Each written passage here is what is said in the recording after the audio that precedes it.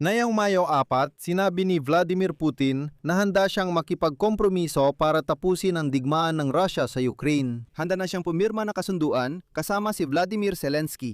Si Vladimir Zelensky mismo ay naglabas ng bukas na liham para sa presidente ng Russian Federation mula sa presidente ng Ukraine. Iminumungkahi kong sipiin at talakayin ang liham na ito. Ako si Alexei Pechi. Sabay nating talakayin ito. Bago tayo magsimula, hinihiling ko sa inyo na mag-subscribe, mag-like at mag-iwan ng kahit anong komento at panurin ang aking nakaraang episode tungkol sa pahayag na yon ni Vladimir Putin tungkol sa digmaan ng Russia laban sa Ukraine. Kaya ngayon, marami ang nagulat sa pahayag ni Zelensky. Ngayong araw, naglabas ang opisina ng Pangulo ng Ukraine ng bukas na liham para sa Pangulo ng Russia mula kay Pangulo ng Ukraine. Ngayon, babasahin ko ang bahagi ng liham. Kayo na ang magbigay ng opinyon. Kaya, sumusulat si Pangulong Volodymyr Zelensky ng Ukraine. Noong nagsimulang mamuno si Vladimir Putin sa Russia, mahigit 26 na taon na ang nakalipas, magandang tingin ng marami sa Ukraine sa inyo. Pero tapos na yon. Ngayon, ang karamihan sa mga Ukrainian ay positibo ang tingin sa ginawa ng ating mga long-range na drone na bumisita sa pagbubukas ng inyong forum sa St. Petersburg matapos lampasan ang mahigit 1,000 kilometro. Tulad ng alam ninyong mabuti, hindi yon ang hangganan. Hindi yon ang hangganan ng ating kakayahan. Ang 26 na taon ng inyong pamumuno ay lubos na nagbago sa relasyon ng Ukraine at Russia.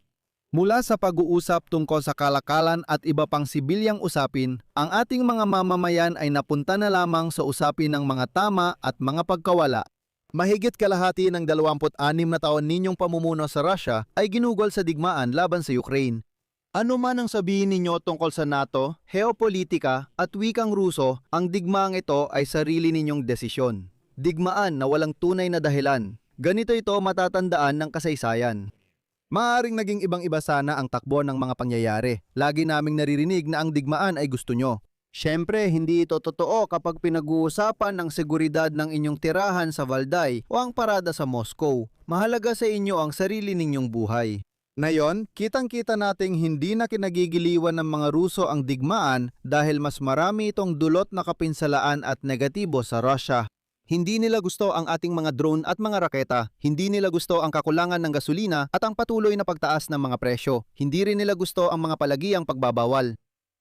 Hindi nila gusto ang inyong balak na magsagawa ng pangalawang bugso ng mobilisasyon para palawakin pa ang digmaan sa ibang bahagi ng Ukraine o gamitin laban sa iba pang mga bansang kapitbahay ng Russia.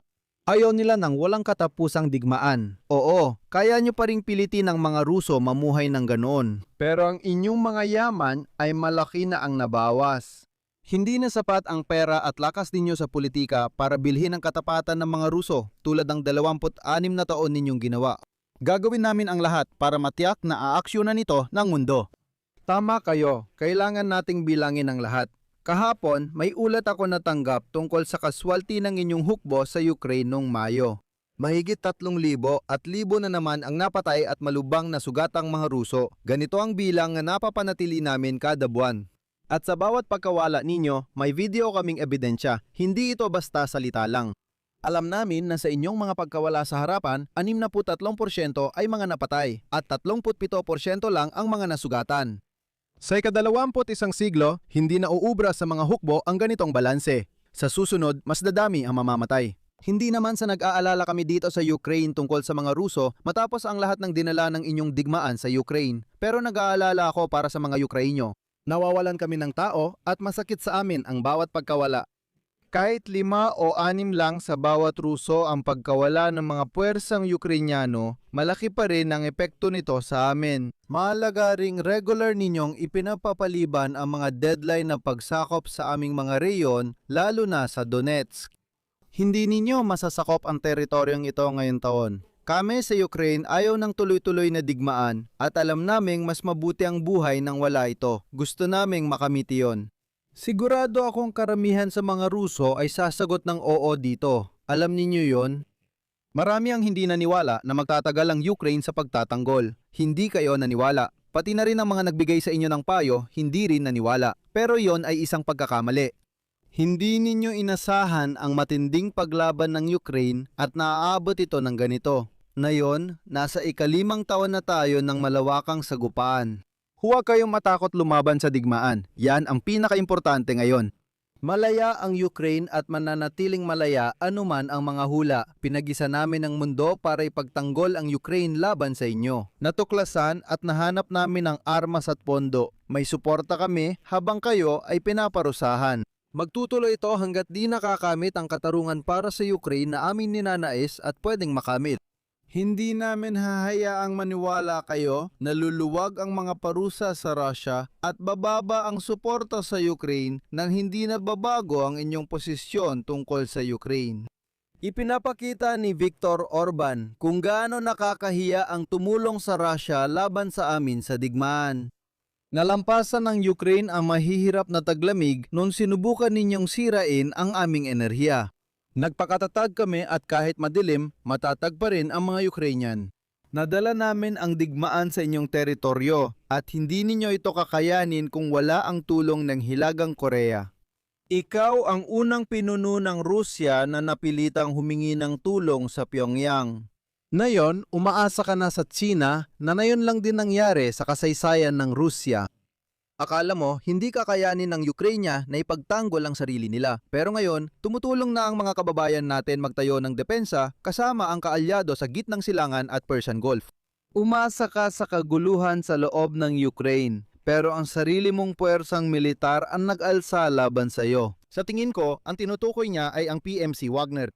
Sa Hunyo 23, muling ipagdiriwang ang anibersaryo at hindi mabubura ng pananahimik ang katotohanan ito sa kasaysayan. Ngayon, halatang pagod ang inyong mga opisyal, negosyante at tagapagpalaganap ng propaganda habang tinitingnan kayo. Nakikita ito ng buong mundo. Walang pagod ang mundo sa Ukraine na matagal ninyong inaasahan. Pero pagdating sa Russia, kahit ang mga tumutulong sa inyo na iwasan ang mga parusa at panatilihing buhay ang inyong ekonomiya sa pandaigdigang mundo, ay napapagod na rin. Hindi nyo ito mapapansin. Pagkalipas ng 26 na taon, nararamdaman na ang pagtanda. Habang tumatagal, mas napapagod kayo sa mga tao. Nakita namin mula sa intelihensya na pinag-aaralan ninyo ngayon ang mga plano ng digmaan para sa 2027 at 2028. Alam naming umaasa kayong ang balistika ang gagawa na hindi nagawa ng iba para sa inyo. Gusto ninyong hilahin ang Belarus sa digmaan, kaya napipilitan kaming maghanda. Nakikita naming may laro kayong ginagawa sa Pridnestrovye at ang inyong mga propagandista ay nagbabanta sa mga kapitbahay ng Russia. Gusto niyo ba talagang pagdaanan ito? Nasa inyo ang desisyon. Tama na ang digmaan. Inaalok ng Ukraine na tapusin ito. Kailangan itong gawin ng tapat, may dangal, at tiyakin na hindi na muling magkakaroon ng muling pagsiklab ng digmaan. Nakikita namin na ibinubuhos ng Estados Unidos ang lahat ng kanilang atensyon sa isyu ng Iran. Hindi tama na maghintay lang kung kailan mapapansin ang digmaan sa Europa. Iminumungkahi ng Ukraine na wakasan ang digmaan sa direktang usapan sa pagitan natin. Iminumungkahi ko rin na magkita tayo. Narinig ng lahat kung paano, habang nakangiti, sinabi ng inyong mga kinatawan na maari daw akong pumunta sa Moskva. Pagkalipas ng 26 na taon, wala nang dahilan para sa leader ng Ukraine na pumunta sa inyong kabisera o sa leader ng Russia na pumunta sa Kyiv. May mga bansa na tradisyonal na tumatanggap ng mga leader para pag-usapan ang mga isyu ng bigmaan at kapayapaan. Switzerland, Turkey, mga bansa sa Arabong mundo. Marami ang pwede at nais magdaos ng pulong na ito. Ang mga leader ang nagdedesisyon sa mahahalagang isyu, gaya ng nakasanayan. Iminumungkahi kong tukuyin ang lugar ng pagpupulong. Narinig naming may ipinangakong solusyon sa inyo sa Alaska ukol sa Ukraine at Europa. Nakikita nyo na hindi nare-resolba sa Anchorage ang mga isyu ng Ukraine at Europa. Sa bilateral na usapang nagsimula na, pwedeng sumali ang iba pang kalahok. Dahil tuloy ang digmaan sa Europa, kailangan namin sa Ukraine ng mga garantiya sa seguridad. At gusto ninyong magkaroon din ng mga garantiya sa seguridad para sa inyong sarili. Mukhang luhikal ang paglahok ng mga talagang maaaring maging mga taga-garantiya. Naniniwala kaming mahalaga ang partisipasyon ng Europa, lalo na nang may kakayahang makaapekto sa sitwasyon. Para sa amin, dapat kasali ang Estados Unidos sa proseso at maaring hubugin nito ang anyo ng bagong arkitektura ng seguridad sa ating bahagi ng mundo. May karanasan kami sa maraming kasunduan sa Rusya at sa nabigong mga Minsk na kasunduan. Kaya kailangan muna nating hanapin ang ating mga bilateral na sagot sa mga tanong na mayroon. At huwag magtago mula sa mahihirap na tanong sa likod ng mga formulasyon, technical na grupo o pag-aaksaya ng oras sa shuttle diplomacy.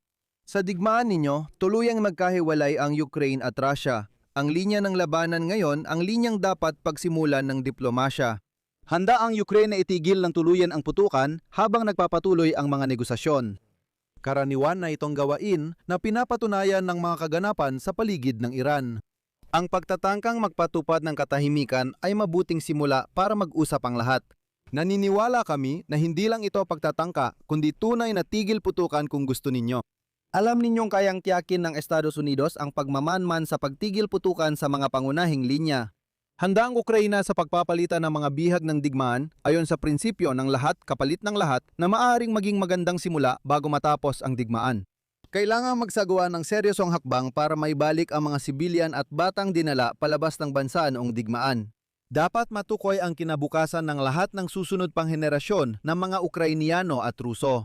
Kung hindi mo maisip na panahon ng tapusin ng digmaan, magpapatuloy ang Ukraine sa laban para sa kanilang pag-iral. Magkakaroon kami ng mga taga-suporta. Ngunit kailangan ninyong mas higit pang lumaban para sa inyong sariling pag-iral, hindi ng Russia, kundi ng inyong personal na pag-iral. Hindi ito banta mula sa akin o Ukraine, kundi mga katotohanang alam ninyong mabuti mula sa kasaysayan ng Russia.